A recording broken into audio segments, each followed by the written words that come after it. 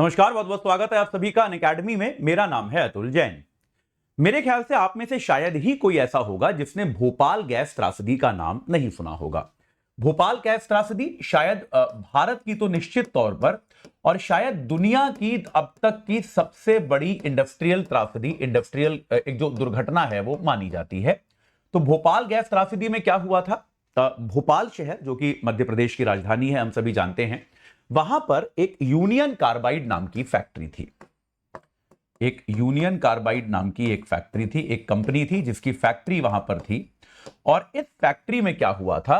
3 दिसंबर 1984, 3 दिसंबर सन 1984 की रात क्या हुआ था? एक मिथाइल आइसोसाइनाइट नाम की एक गैस जो है ये वहां से लीक हुई थी। तो मिथाइल आइसोसाइनाइट नाम की गैस वहां से लीक हुई।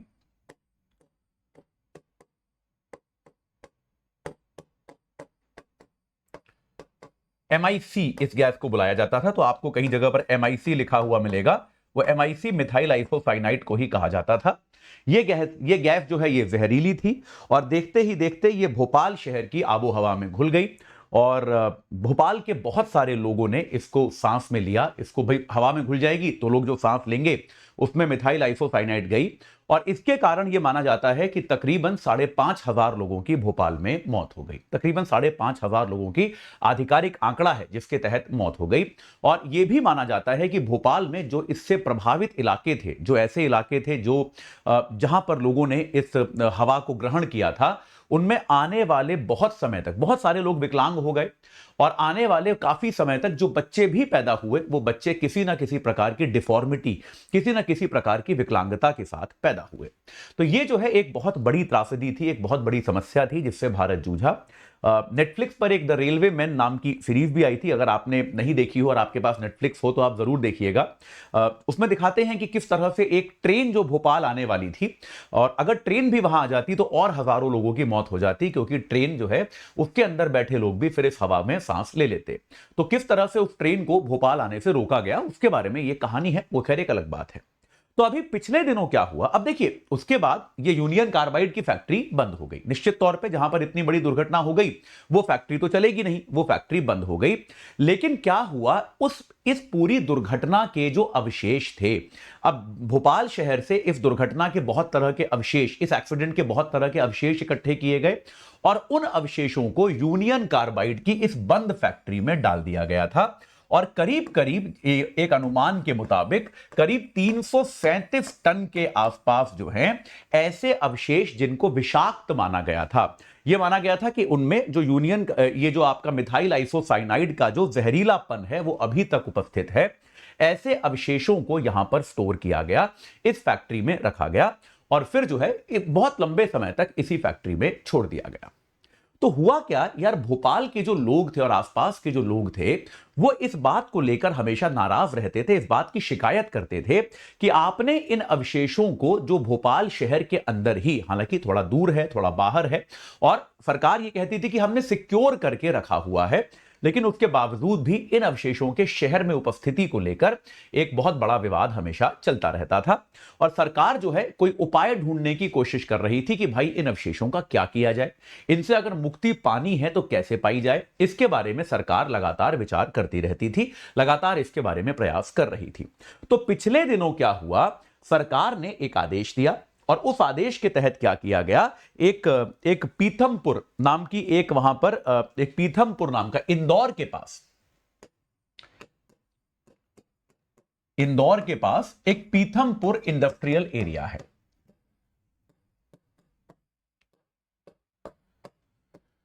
एक पीथमपुर का औद्योगिक क्षेत्र है।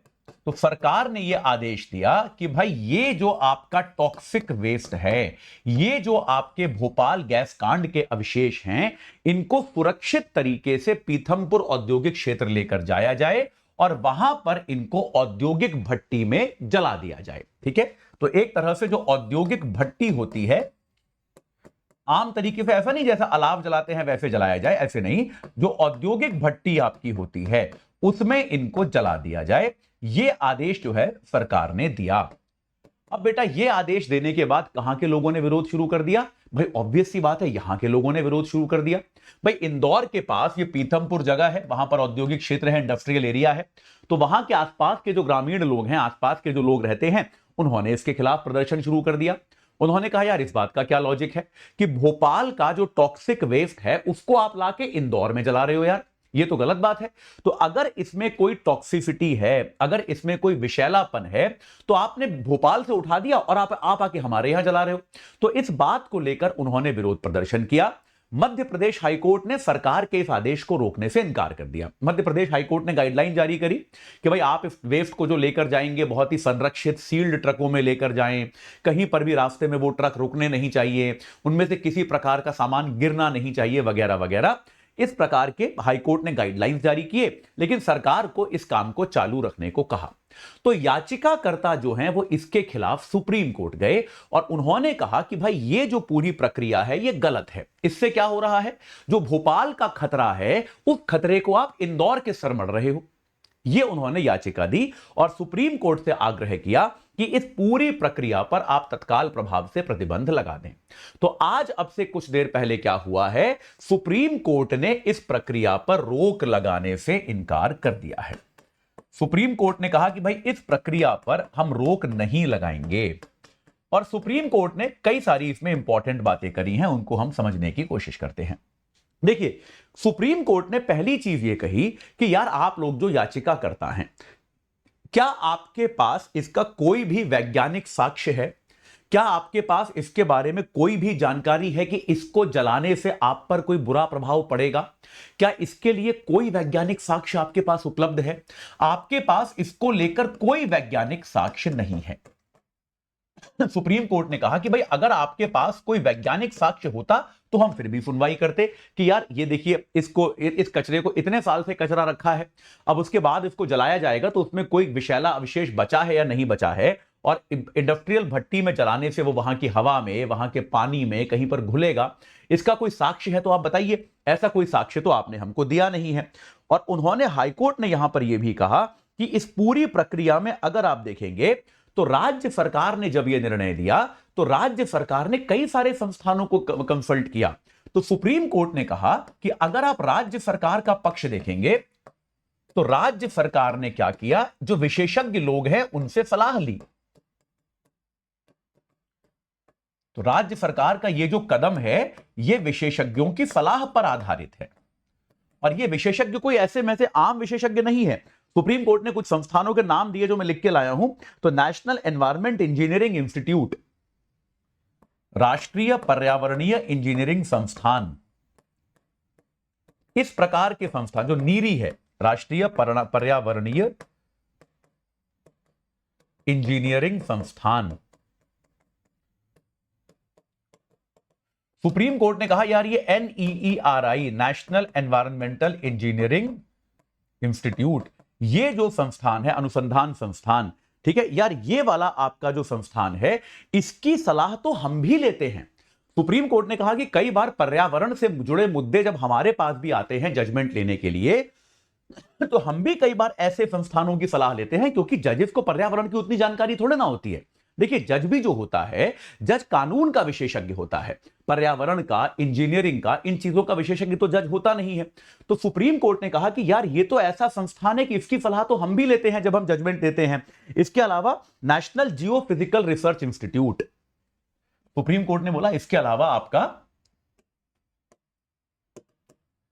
नेशनल जियोफिजिकल रिसर्च इंस्टीट्यूट, तो ऐसे जो आपके बड़े बड़े संस्थान हैं, बड़े बड़े संगठन हैं, उनकी सलाह अगर राज्य सरकार ने दी है और राज्य सरकार ने उनकी रिपोर्ट जो है ये सबमिट की है कि भाई इन सबकी रिपोर्ट ये कहती है कि इसको जलाने से कोई बुरा प्रभाव नहीं पड़ेगा, तो हमारे पास कोई आधार नहीं है कि हम इन विशेषज्ञों की सलाह को ना मानें। सुप्रीम कोर्ट ने कहा कि ऐसा क्या आधार है, हम ऐसा क्यों मान लें कि ये विशेषज्ञ जो है सारे के सारे गलत कह रहे हैं। ये मानने का तो कोई आधार नहीं है। तो अगर इस बात को मानने का कोई आधार नहीं है तो ये उचित नहीं है कि हम सरकार के इस कदम पर किसी प्रकार का स्टे लगाएं, ये बात उचित नहीं है। सुप्रीम कोर्ट ने कहा कि भाई आप जो दावा कर रहे हैं वो केवल डर के आधार पर दावा कर रहे हैं कि ऐसा हो सकता है। ये हियर से है, ये कहीं सुनी बातें हैं और कहीं सुनी बातों के आधार पर हम निर्णय नहीं देंगे।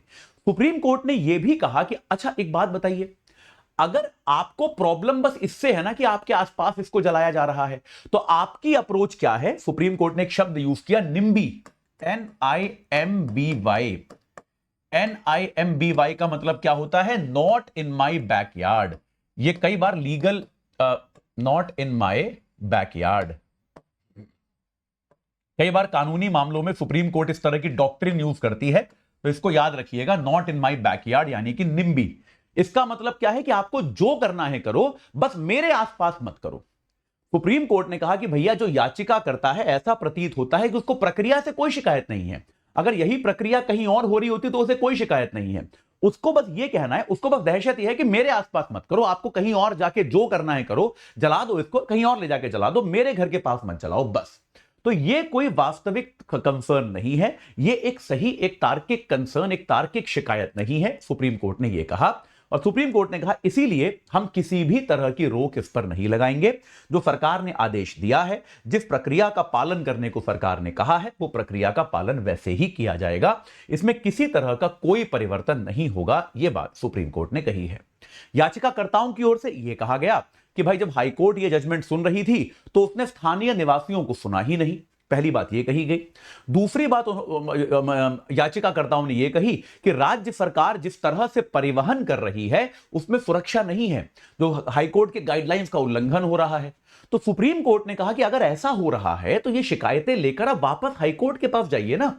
आप हाईकोर्ट के जजमेंट की अपील लेकर हमारे पास क्यों आ गए? ये तो उचित बात नहीं है।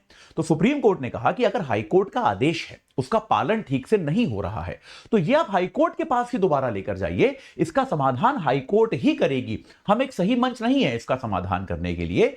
हमारे पास तब आइएगा जब आप हाईकोर्ट के आदेश से असहमत हो, आपको लगता है कि हाईकोर्ट का आदेश गलत है, उस आदेश का ठीक से पालन नहीं हो रहा है, इसका जो निराकरण है वो हाईकोर्ट ही करेगी।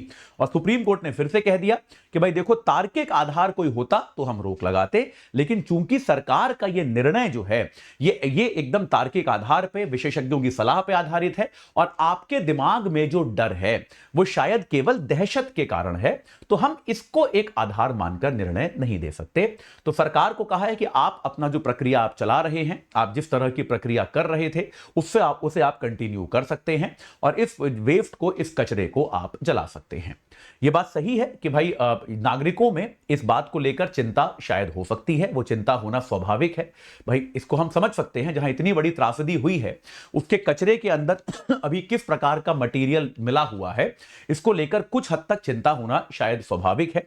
लेकिन राज्य सरकार को भी यह चाहिए कि वो आसपास के जो नागरिक हैं उनको अश्योर करे, विशेषज्ञों से उनकी बात कराए, चाहिए तो समाचार पत्र में आर्टिकल छपवाए, टेलीविजन पे इस प्रकार की रिपोर्ट छपवाए। यहां पर सरकारों को अपने संचार माध्यमों का प्रयोग करना चाहिए कि आप जो है किसी ना किसी माध्यम से नागरिकों को समझाएं कि जो किया जा रहा है वो आपके किसी भी तरह से विरोध में नहीं है और यह पूरी तरह से वैज्ञानिक तौर पे सुरक्षित माना जा सकता है। यह सरकार का काम है। सरकार का काम जबरदस्ती यह करना नहीं है, इस प्रकार के कदम उठाना नहीं है। नागरिकों को समझा बुझाकर, नागरिकों को संतुष्ट करके ही इस तरह के काम किए जाने चाहिए। ठीक है, तो देखते हैं आगे इस प्रक्रिया को। हम ये भी आशा करते हैं कि यह प्रक्रिया पूरी तरह से सुरक्षित तरीके से की जाएगी और इस मटेरियल के ट्रांसफर में, एक जगह से दूसरी जगह लेकर जाने में, और इसका जो इनकार्सरेशन किया जाने वाला है, इसको जो जलाया जाने वाला है, इस पूरी प्रक्रिया में किसी प्रकार की कोई लीकेज, किसी प्रकार की कोई गड़बड़ी नहीं होगी। क्योंकि हम में से कोई भी इस बात को नहीं चाहेगा कि हजारों व्यक्तियों की मौत का जिम्मेदार जो एक इंसिडेंट था उसके निपटान में भी, उसके कचरे के निपटान में भी किसी प्रकार का जान माल का नुकसान हो। तो आगे इसमें जो भी होगा मैं आपको बताऊंगा। इस मामले पे आप क्या सोचते हैं मुझे कमेंट सेक्शन के माध्यम से जरूर बताइएगा। इस चर्चा से जुड़ने के लिए आप सभी का बहुत बहुत धन्यवाद।